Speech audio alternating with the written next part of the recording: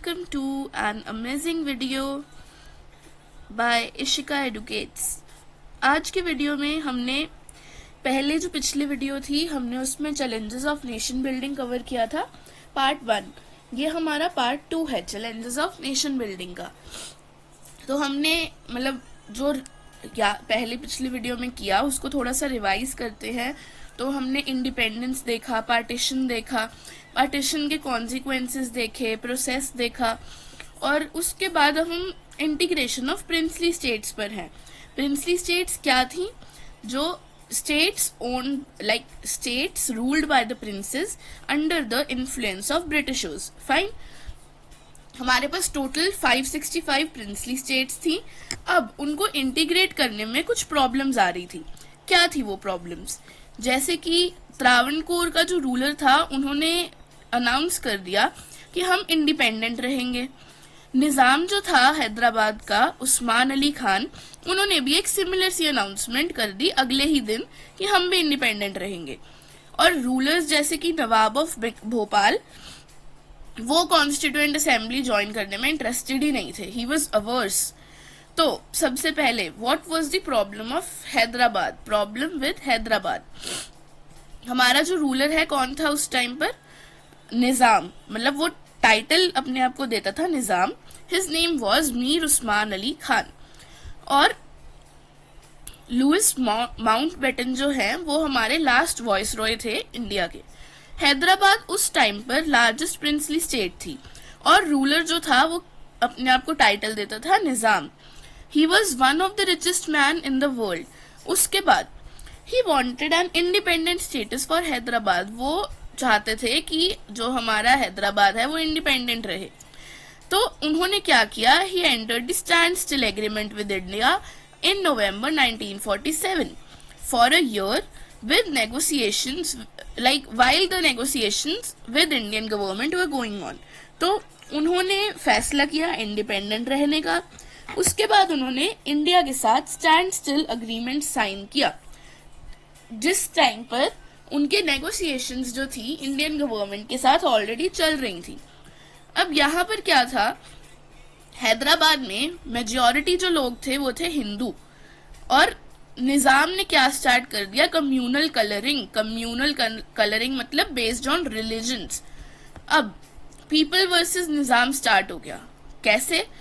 क्यों एक movement start हुई हैदराबाद में अगेंस्ट द निजाम रूल। मतलब निजाम के इस रूल के कारण एक मूवमेंट स्टार्ट की लोगों ने वहां। पिजेंट्री जो थी तेलंगाना रीजन की, वो बेसिकली इन पर्टिकुलर विक्टिम थी निजाम के ऑप्रेसिव रूल का। इसका मतलब यहाँ से हमें पता लगता है कि निजाम अच्छा राजा नहीं था and he was oppressive in terms of his ruling powers. और पिजेंट्री जो थी तेलंगाना की वो यहाँ निजाम के खिलाफ खड़ी होती है। विमेन जो थी उन्होंने जिन्होंने उसके ऑपरेशंस देखे थे, विमेन ने भी वहां बहुत लार्ज नंबर में मूवमेंट को ज्वाइन किया। हैदराबाद टाउन था वो नर्व सेल था इस मूवमेंट का। बेसिक जो स्ट्रैटिफिकेशन थी वो हैदराबाद टाउन में थी। उसके बाद communist and Hyderabad Congress were in forefront of the movement. अब कम्युनिस्ट्स और हैदराबाद कांग्रेस वर इन द फोरफ्रंट का मतलब ये लोग मूवमेंट में बढ़ चढ़कर हिस्सा ले रहे थे, कम्युनिस्ट एंड हैदराबाद कांग्रेस। अब निजाम ने इसको कैसे रिस्पॉन्ड किया? निजाम रिस्पॉन्डेड बाय अनलीशिंग अ पैरामिलिट्री फोर्स। उसने अपने रजाकार्स छोड़ दिए लोगों पर, पैरामिलिट्री फोर्स।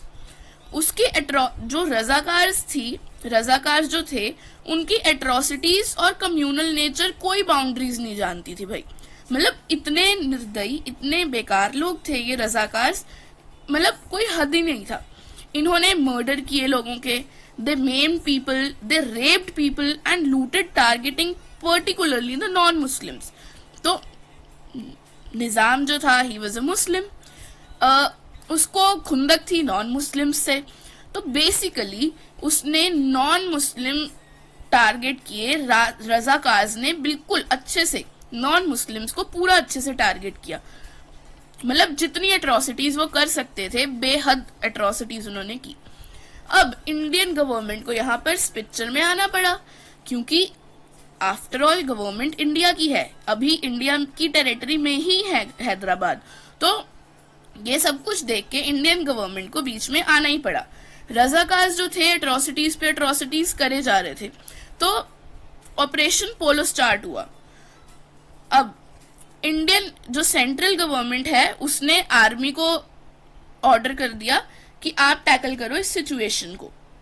अब इंडियन आर्मी को इस सिचुएशन को हैंडल करना था।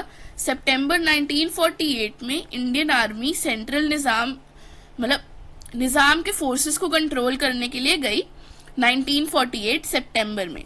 कुछ दिन बाद निजाम जो है सरेंडर कर गया। मतलब बहुत अच्छी फाइट हुई रजाकार्स और निजाम और इनके इंडियन आर्मी के बीच में, बट कुछ दिन बाद निजाम ने सरेंडर कर दिया और हैदराबाद असेशन टू इंडिया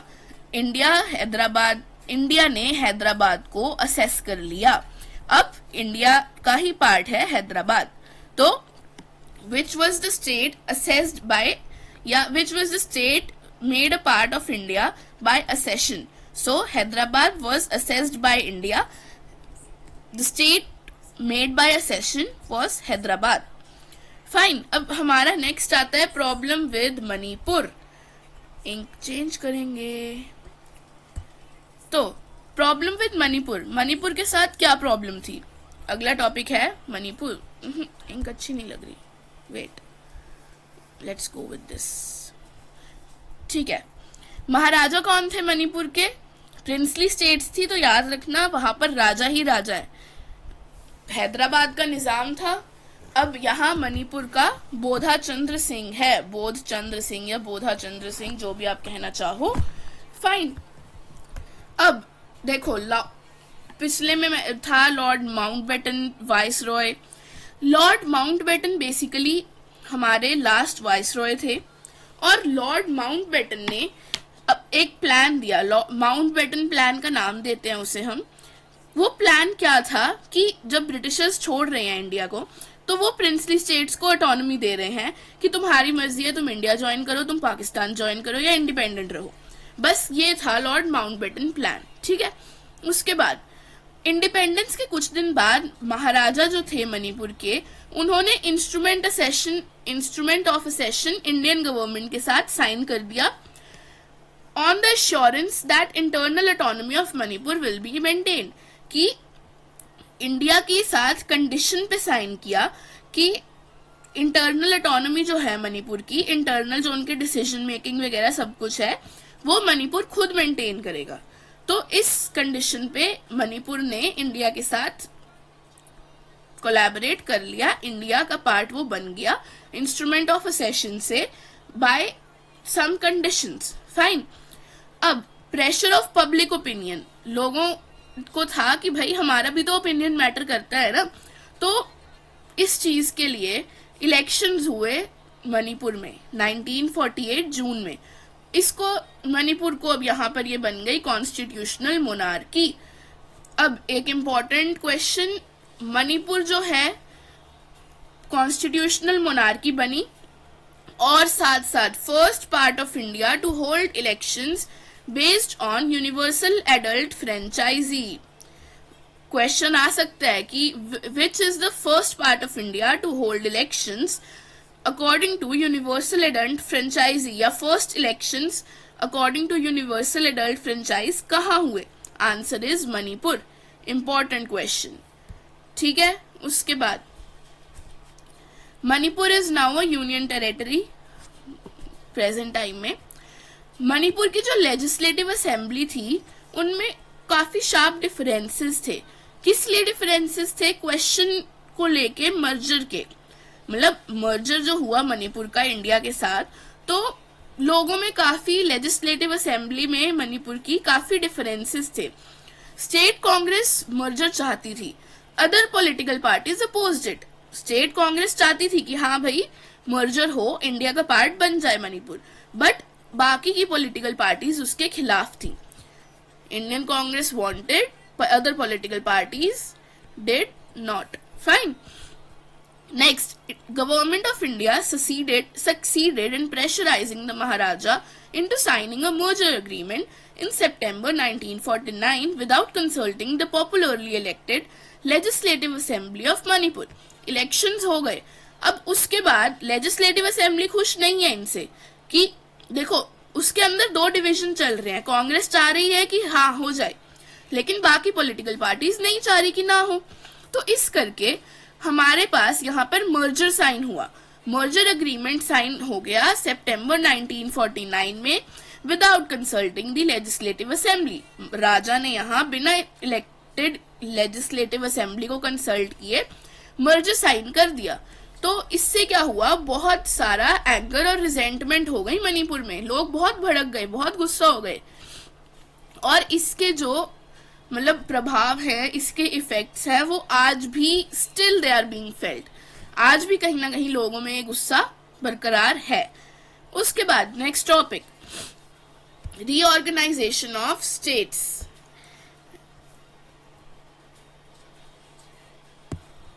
अब हमारा जो पार्टीशन है, पार्टीशन के बाद इंटीग्रेशन हुई प्रिंसली स्टेट्स की.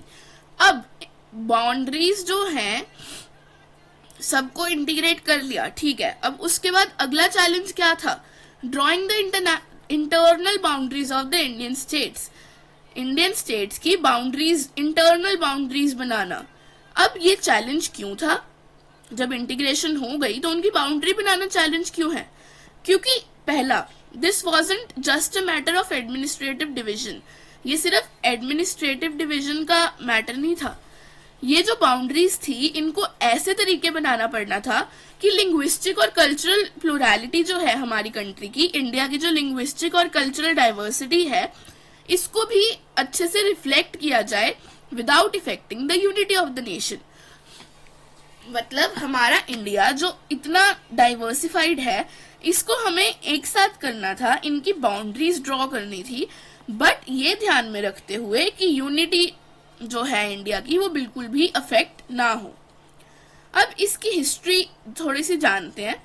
बाउंड्रीज कैसे बनाई गई थी कॉलोनियल रूल के टाइम पे? इंडिपेंडेंस से पहले जब कॉलोनियल रूल था तो बाउंड्रीज ब्रिटिशर्स ने ऐसे बनाई थी, या तो अपनी एडमिनिस्ट्रेटिव कन्वीनियंस के अकॉर्डिंग, कि उनके एडमिनिस्ट्रेशन को जैसे कन्वीनियंट लगा उन्होंने वैसे बाउंड्री बना दी. दूसरा, simply coincided with the territories annexed by the British government.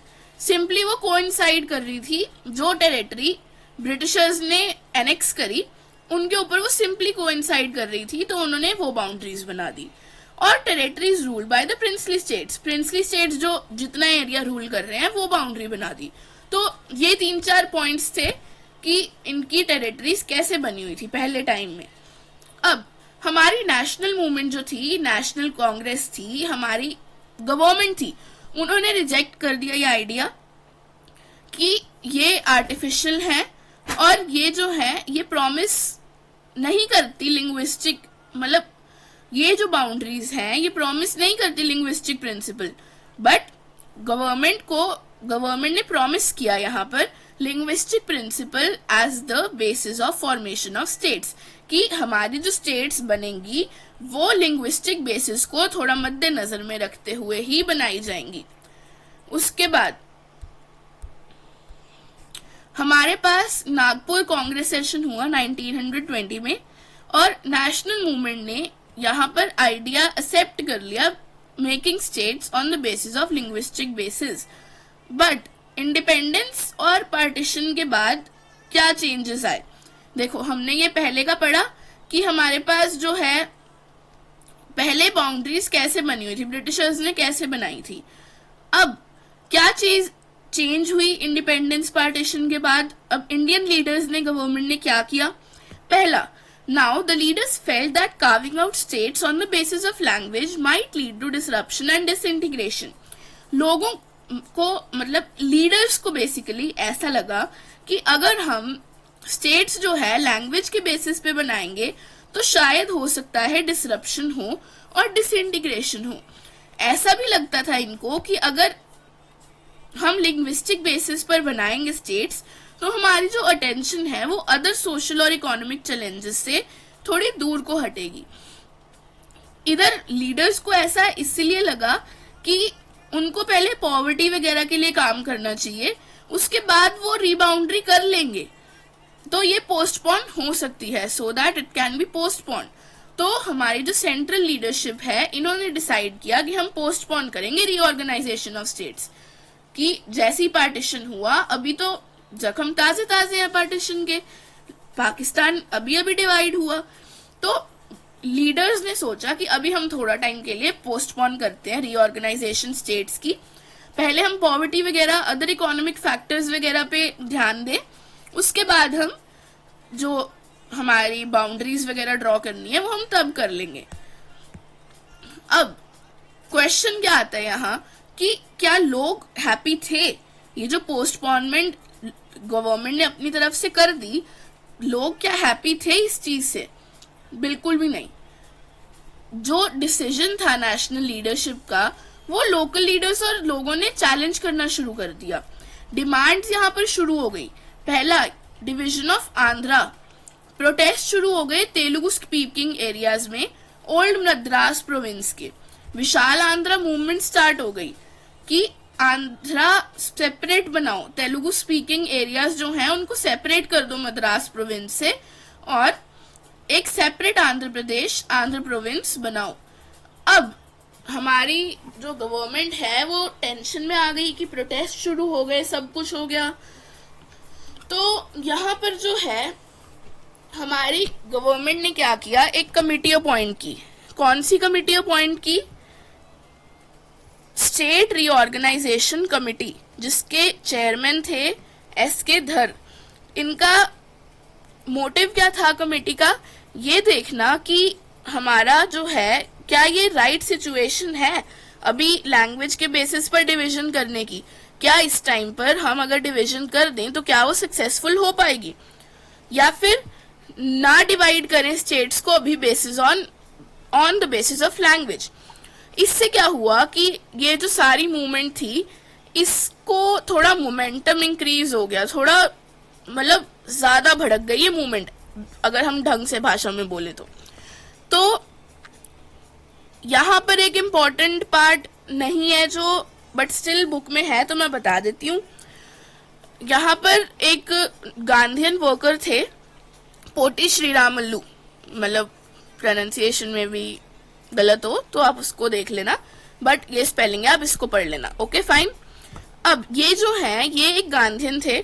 ये इनकी डेथ हो गई 15 दिसंबर 1952 को, क्योंकि ये आंध्र प्रदेश की सेपरेट डिमांड कर रहे थे, तो इन्होंने फास्ट रखा और फास्ट रख के इनकी डेथ हो गई।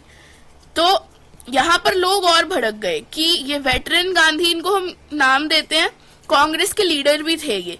तो 56 डेज के फास्ट के बाद इनकी डेथ हो गई। तो लोगों में एक बहुत अनरेस्ट और वायलेंस आ गया।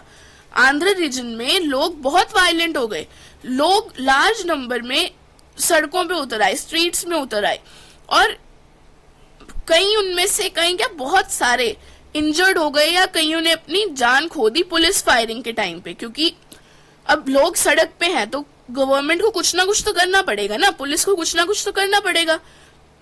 उसके बाद मद्रास में बहुत सारे लेजिस्लेटर्स ने रिजाइन कर दिया, क्योंकि ये एक कांग्रेस लीडर भी थे, इनकी डेथ एक मामूली बात नहीं ली वहां आंध्र के लोगों ने। तो काफी लेजिस्लेटर्स ने रिजाइन कर दिया अपनी प्रोटेस्ट के टाइम पर अपनी सीट से। फाइनली पीएम ने अनाउंस किया separate Andhra state for separate state for Andhra Pradesh, Andhra state, in दिसंबर 1952। इंपॉर्टेंट, पहला state made on linguistic basis is Andhra. पहले पिछले में क्या था? First state to hold elections according to universal adult franchise in independent India, क्या था? मणिपुर। अब first state made on linguistic basis क्या है? आंध्र प्रदेश, आंध्र बेसिकली। अब हमारा जो आंध्र है, ये स्ट्रगल, कई अलग अलग जो स्टेट्स वहां पर स्ट्रगल उस टाइम पर कर रही थी, तो इसने उनको भी थोड़ा सा, कहते हैं ना, आग में घी डाल दिया। उसके बाद सेंट्रल गवर्नमेंट ने अब यहाँ पर स्टेट रीऑर्गेनाइजेशन कमीशन बिठाई 1953 में। एसआरसी को क्वेश्चन आता है, इंपॉर्टेंट है, तो इसको याद अच्छे से कर लेना, ठीक है। स्टेट रीऑर्गेनाइजेशन कमीशन बिठाई 1953 में, ऑल्सो नोन एज फजल अली कमीशन।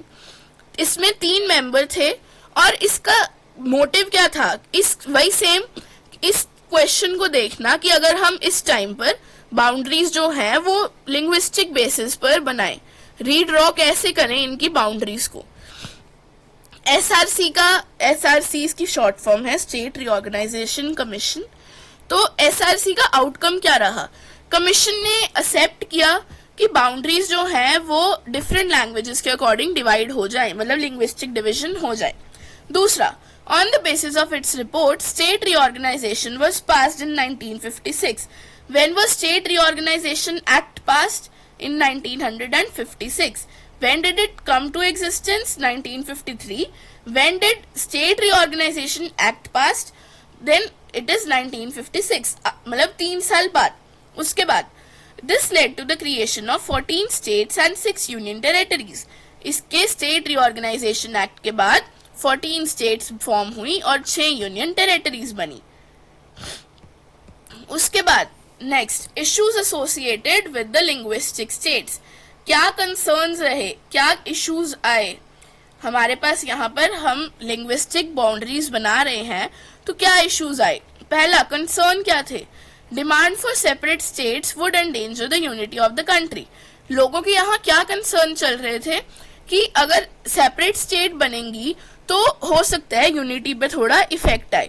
उसके बाद ऐसा लगता था कि लिंग्विस्टिक स्टेट्स जो हैं वो सेपरेटिज्म को फॉस्टर करेंगी और प्रेशर बनाएंगी न्यूली फाउंडेड नेशन पे। अभी नया नया इंडिया इंडिपेंडेंट हुआ है, तो कहीं ऐसा ना हो कि सेपरेटिज्म की भावना बढ़ जाए लोगों में। बट हमारी जो लीडरशिप थी पॉपुलर प्रेशर के अंडर फाइनली इन्होंने मतलब फेवर कर ही दिया लिंग्विस्टिक स्टेट्स को। एक्सपेक्टेशन क्या थी कि रीजनल और लिंग्विस्टिक क्लेम्स जो हैं रीजन्स के वो थ्रेट नहीं करेंगे डिवीजन और सेपरेटिज्म, इंस्टेड उनको रिड्यूस करेंगे। दूसरा कि अकोमोडेशन जो है रीजनल डिमांड्स की और फॉर्मेशन ऑफ लिंग्विस्टिक स्टेट्स की, उसको मोर डेमोक्रेटिक तरीके से परसीव किया जाएगा। अब आउटकम क्या हुई, हमने कंसर्न देख लिए, एक्सपेक्टेशन देख ली, अब आउटकम क्या निकले। हम कह सकते हैं कि लिंग्विस्टिक स्टेट्स और मूवमेंट्स जो थी फॉर्मेशन करने की लिंग्विस्टिक बेसिस पे, इसने डेमोक्रेसी का जो नेचर है उसको थोड़ा चेंज कर दिया सम बेसिक वेज में।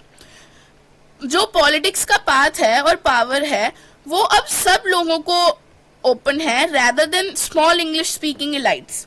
उसके बाद linguistic reorganisation also gave some uniform basis to drawing the state boundaries। मतलब एक तरीके से थोड़ा यूनिफॉर्मिटी आ गई कि हाँ भाई इस तरीके से हमारी जो डिवीजन है वो होगी। उसके बाद इसने डिसइंटीग्रेशन कंट्री में लीड नहीं करी, जैसा डर था वैसा नहीं हुआ, और ऑन द कॉन्ट्रेरी इसने नेशनल यूनिटी को स्ट्रेंथन किया। लोगों को ऐसा लगता था कि डिसइंटीग्रेशन की तरफ ये ना जाए, बट ऐसा नहीं हुआ, डिसइंटीग्रेशन की तरफ ये नहीं गई और इसने स्ट्रेंथन किया नेशनल यूनिटी को। सबसे ज्यादा लिंग्विस्टिक स्टेट्स जो थी उन्होंने अंडरलाइन की acceptance of the principle of diversity. Important question, on which basis were the linguistic states formed, या what was underlined by the acceptance of linguistic states? Principle of diversity। उसके बाद creation of new states. State reorganisation act pass हुआ 1956 में, commission कब बनी थी 1953 में। 14 states और 6 यूनियन टेरिटरीज बनी। आज का टाइम पर जो प्रिंसिपल है लिंग्विस्टिक स्टेट्स का, इसका मतलब ये नहीं है कि सारी स्टेट्स इमीडिएटली साथ साथ फॉर्म हो गई जैसे लिंग्विस्टिक स्टेट्स की बात हुई। जैसे कि यहाँ पर एक बाइलिंगुअल एक्सपेरिमेंट था बॉम्बे स्टेट पर, जिसमें गुजराती और मराठी स्पीकिंग लोग थे। पॉपुलर एजिटेशन के बाद महाराष्ट्र और गुजरात अलग अलग हो गए 1960 में। पंजाब में भी सेम कुछ ऐसा ही था। There were 2 linguistic group, Hindi speaking people और पंजाबी स्पीकिंग पीपल।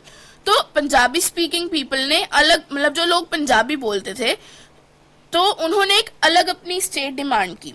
बट बाकी स्टेट्स की तरह 1956 में नहीं मिली। स्टेटहुड जो थी पंजाब को 10 इयर्स बाद मिली 1966 में, जब आज की जो हमारी हरियाणा की टेरिटरी है और हिमाचल प्रदेश की टेरिटरी है उनको सेपरेट कर दिया गया उस टाइम के पंजाब से। इसका मतलब जो सपोज ये पंजाब है, इसमें से हिमाचल प्रदेश और हमारा हरियाणा सेपरेट हो गया, तो उसके बाद जो बाकी का है ये हमारा बन गया पंजाब।